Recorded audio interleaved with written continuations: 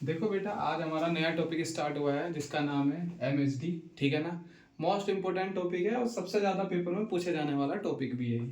अब ये एक तरह का जनरेटर होता है, ठीक है ना, जो हमारा इलेक्ट्रिसिटी बनाने के लिए यूज़ किया जाता है। बेसिकली होता ये है कि हमारे पास जब हम इलेक्ट्रिसिटी बनाते हैं तो नॉर्मली हम आपका सिंक्रोनस जनरेटर या फिर इंडक्शन जनरेटर का यूज़ करते हैं।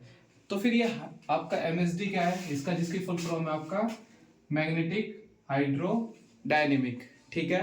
तो ये एक नई तरह की आपकी टेक्नोलॉजी है। इसमें क्या होता है, ये एक तो सबसे पहले स्थिर होता है, ठीक है ना, इसमें कोई भी मूविंग पार्ट नहीं होता। दूसरा, इसमें कोई भी फ्रिक्शन लॉस नहीं पाया जाता। तो इसलिए ये इंपॉर्टेंट हो जाता है क्योंकि नई टेक्नोलॉजी है, सबसे ज्यादा पूछा भी जाता है। तो देखो इसमें हम क्या करते हैं, हमारा इसमें जो काम होता है, क्या कर रहे हैं हम, इस चैम्बर को हीट से गर्म करेंगे और इसमें भरा होगा आपका प्लाज्मा।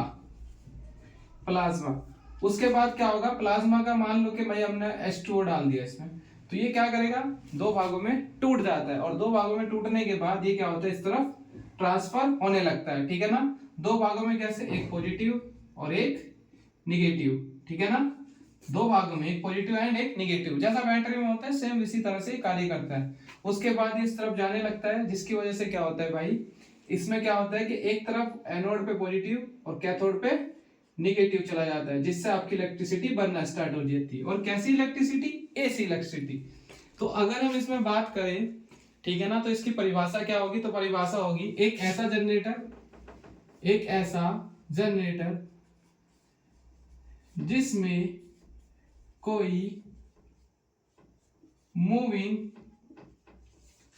पार्ट नहीं होता। अब अगर इसमें मूविंग पार्ट नहीं होगा तो इसमें फ्रिक्शन भी क्या होगा, फ्रिक्शन भी नहीं होगा, तथा इसमें कोई फ्रिक्शन लॉस नहीं होता। जिसके कारण नहीं होता है, जिसके कारण क्या होगा बेटा, ये आपकी अधिक से अधिक दक्षता दे पाता है। क्यों, क्योंकि अगर मान लो आपका एक नॉर्मल जनरेटर है, ठीक है ना, तो नॉर्मल जनरेटर में क्या होगा भाई, अगर कोई आपका एक नॉर्मल जनरेटर है तो नॉर्मल जनरेटर में क्या होगा, आपकी कोई चीज मूव करेगी और मूव करने के बाद उसमें क्या होगा, आपका फ्रिक्शन लॉस भी होगा। और जब फ्रिक्शन लॉस होगा तो उस वजह से हानियां बढ़ जाएगी। जबकि एमएसडी में कोई मूविंग आपका कंपोनेंट ही नहीं होता है। क्यों, क्योंकि बेटा ये क्या काम करता है, जैसे हमारी बैटरी काम करती है। बैटरी कैसे काम करती है, आपका उसके अंदर एक फ्यूल भरा होता है, जब हम उसको इलेक्ट्रिसिटी देते हैं तो वो दो भागों में टूट जाता है, दो आयंस में टूट जाता है। एक आयन पॉजिटिव की तरफ मूव कर जाता है और एक आयन आपका निगेटिव की तरफ मूव कर जाता है। जो निगेटिव की तरफ मूव करता है उसकी वजह से जो इलेक्ट्रॉन होते हैं वो प्रवाहित होना स्टार्ट हो जाते हैं, जिसकी वजह से हमारी डीसी बनती है। तो बेटा ये बिल्कुल आपका बैटरी की तरह कार्य करता है। ठीक है ना, आप पेपर में लिख भी सकते हैं कि यह एक तरह का बैटरी की तरह कार्य करने वाला जनरेटर है। ठीक है ना। दूसरा, इसमें हमेशा कैसी इलेक्ट्रिसिटी बनेगी, डीसी। कैसी बनेगी, डीसी। ठीक है ना, क्योंकि देखो इसमें फैराडे का कोई भी नियम काम नहीं करेगा, तो इसलिए इसमें क्या बनेगी, डीसी। तो डीसी क्या करते हैं, डीसी सप्लाई देता है, डीसी सप्लाई देता है। ठीक है ना। तो इसकी भी आप इससे भी लिख सकते हैं। सेकंड, अगर ये आपके पेपर में डायरेक्ट आ जाता है तो आप सीधा सीधा बस इतना लिखेंगे कि यह एक ऐसा जनरेटर है जिसमें कोई भी मूविंग पार्ट नहीं होता है, तथा इसके अंदर हम एक अलग तरह का प्लाज्मा भर के रखते हैं जो हीट देने पर दो भागों में टूट जाता है, धन आयंस एंड ऋण आयंस। और उसके बाद ये धन आयंस को हम इसमें फायर कर देते हैं, आयंस को फायर कर देते हैं, एनोड पे पॉजिटिव और कैथोड पे नेगेटिव चले जाते हैं, जिसकी वजह से हमारी इलेक्ट्रिसिटी बनना आरंभ हो जाती है। भाई मान लो अगर इसका डायग्राम आ गया, अगर ये 5 नंबर में आ जाता है तो हमें क्या करना है, इसका एक सिंपल सा डायग्राम बनाना है। ठीक है ना। ठीक है, देखो पहले तो हम क्या करेंगे, ये सब लिख देंगे, उसके बाद ये डायग्राम बना देंगे, उसके बाद इसकी कार्यविधि बता देंगे,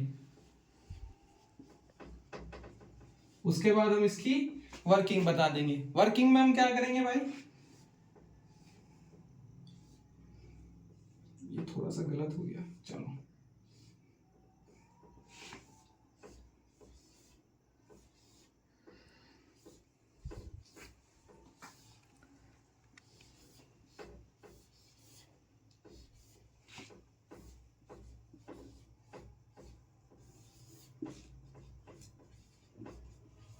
तो देखो मैं स्टार्ट कर रहा हूँ उसको समझाना। देखो तो क्या होगा, सबसे पहले हमारा यहाँ पे जो होगा वो होगा आपका कंप्रेशर, ठीक है ना।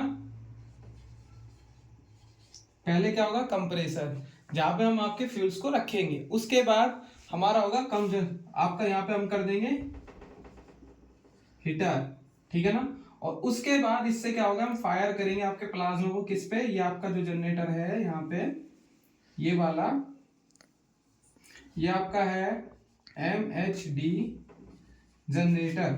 उसके बाद जो प्लाज्मा यहाँ से वेस्ट हो जाएगा, भाई ऐसा तो नहीं है ना कि यहाँ पे ये पूरा का पूरा निकल जाएगा, जो बचेगा उसको क्या करेंगे, कोल्ड ठंडा कर लेंगे और फिर वापस से उसको यूज करना स्टार्ट कर देंगे। MHD से क्या निकलेगी, सीधे DC, और DC को इन्वर्टर के थ्रू क्या कर देंगे, हम AC में कन्वर्ट कर देंगे, ठीक है ना। तो आई होप ये तुम्हारे टॉपिक अच्छे से समझ में आ गया हो। अगर इसमें कोई भी डाउट होता है, पहली बात तो होगा नहीं, ठीक है ना, और पेपर में बहुत अच्छे से पूछा जाता है, तो इसको अच्छे से पढ़ें, ठीक है। ये डायग्राम तैयार कर ले, एक ये रहा। तो इस क्लास को यहीं खत्म करते हैं, ठीक है, नेक्स्ट क्लास में मिलेंगे।